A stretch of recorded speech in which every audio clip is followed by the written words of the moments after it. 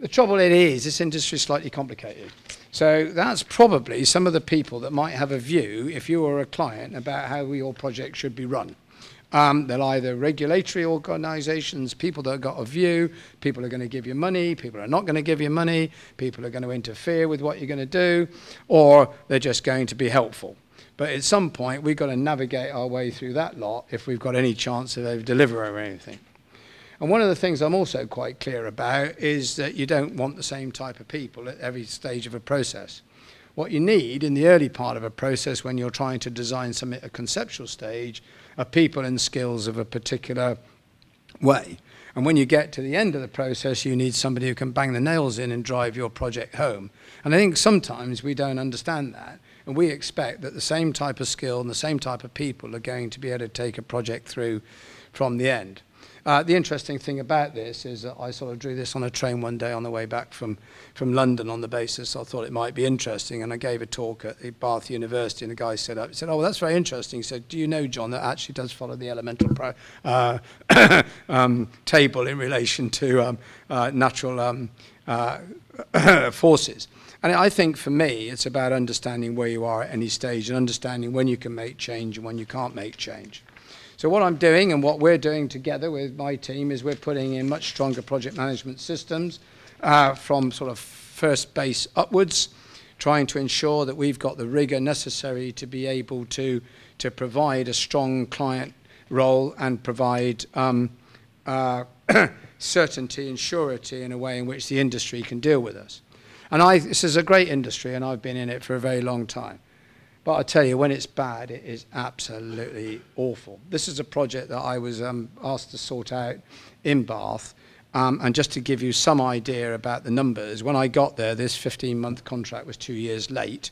And the local authority thought it was going to fund it to the tune of 3 million quid. And by the time it had put 43 million quid in, it thought it probably wasn't going very well. It was absolutely everything that this industry does wrong from the beginning. The client set a job up that it didn't understand.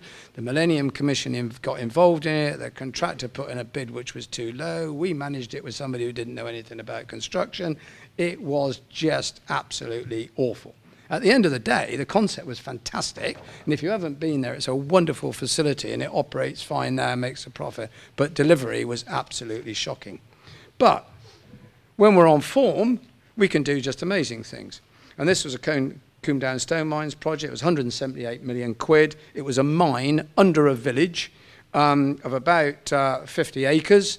It was where all the Bath stone had been mined from. And on top of it were 600 houses, a school, a church. And the way we found out it was down there is a bus disappeared into a hole in the main road. And it turned out that the mine is about twice the height of this room, held up by pillars of stone, and some of the houses are only 4 foot above it on rock. When I got there, I was told there's a little project up the road. We don't know how big it is because we're not allowed in it, but we've got to fix it because we've got an improvement notice from the HSE, but they won't let us in the scheme. You've got a fixed budget of 178 million quid. Government can take the money back at any time if they change their mind. You have to pay all the differences over the 178 million quid, and technically we don't know how the hell we're going to do the job, and we've already spent 5 million quid trying to work out how to do it. I thought, well, great. Actually, not because of me particularly, but because of one absolutely amazing individual who was a project lead there. That project was finished 15 months early, 2 million quid under budget. We did 10% more than we could have done. We were the biggest user of cement in the UK for 18 months. We had the best safety record in the country, and the job was an absolute success. And why was that? Because there was clear client leadership, there was absolute clear governance, there were some great people, there was innovation, there was the industry at its best, and the difference between good and bad is absolutely extraordinary. And I've just listed a few things there which I think are actually probably the key to all this. And I put down the end, no surprises. I work for politicians. What do politicians want? They just want no surprises because they want to be able to go and tell their public this is going to happen, and when it happens, that's fine. So capital projects for politicians are both the devil and their saviour. They love the idea of them. They love the idea of being able to open them and cut the ribbons, and they are absolutely terrified that they're going to go wrong and actually create So anybody investing in a capital project, what they want is surety, what they want is certainty, and what they want to be able, as a client, they need to be able to plan for what's going to happen. If something goes wrong, we don't mind, we just want to know. And we want to know day one, hour one, straight away. A little bit about CORE, you probably know about CORE. You've potentially got a National Centre of Excellence in Stoke. Fantastic opportunity for training, webbed into the educational world, project taken on by the local authority, paid for mainly by ERDF and European money, is now up and running, and is an opportunity to train individuals for the Green Deal and retrofit, etc. You probably want to know how to deal with the local authority. And actually, I'll just tell you a little bit of a secret. It is interesting that the most complicated and difficult slide that I've got here is the one that came from the procurement department, but don't tell them that. What basically the fundamentals are, that for anything below 500 quid, we can just go out and effectively carry out a procurement as long as we just advertise. We're doing it through portals. And in fact, what I'm going to do is I'm going to skip to this slide, which I think is what you want to know. So if it's under 3,000 quid, we can just get one written quote. If it's between 3,000 and 50,000, we can get 3 written quotes. If it's over the EU threshold, it'll be an electronic tendering process. And if it's over the threshold, it'll be a full ODU process. So it'll be on the Bravo system if it's on the larger amount, and you're probably familiar with that. And you can also find us on Contracts Finder.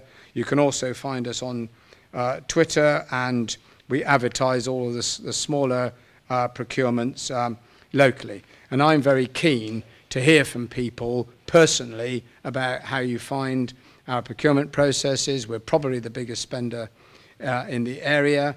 I know there's a lot of debate about whether it works or whether it doesn't work, but we really do need to know whether you find us approachable, or whether you feel that still that our pre-qualification processes are greater than they need to be. I'm a great advocate in trying to get them down to a smaller area as we can. Just a little bit about what our department, my department, can offer. There's Your Business in Stoke. There was a conference on Tuesday around that. This is about my team making and giving you access to the opportunities for contract opportunities, meet the buyers. And one of the things that we are absolutely determined we'll do is to try to be as helpful as we can in terms of a gateway into opportunity. I've got quite a significant inward investment team. We do a lot of work in London in terms of promoting the city. We were exhibited at Chelsea Flower Show this year. It was extremely successful. We got a massive amount of opportunity in the London investment market.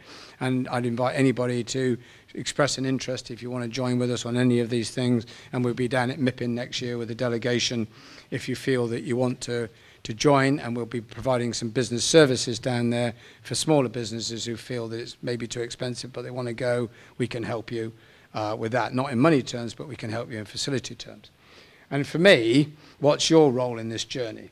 Well, what I need and what I would like, and what I'm sure I've got, but let's just make sure that, right, we want a competitive and reliable supply chain. We want you guys to be able to deliver the professional services locally, to be able to deliver the product that we want.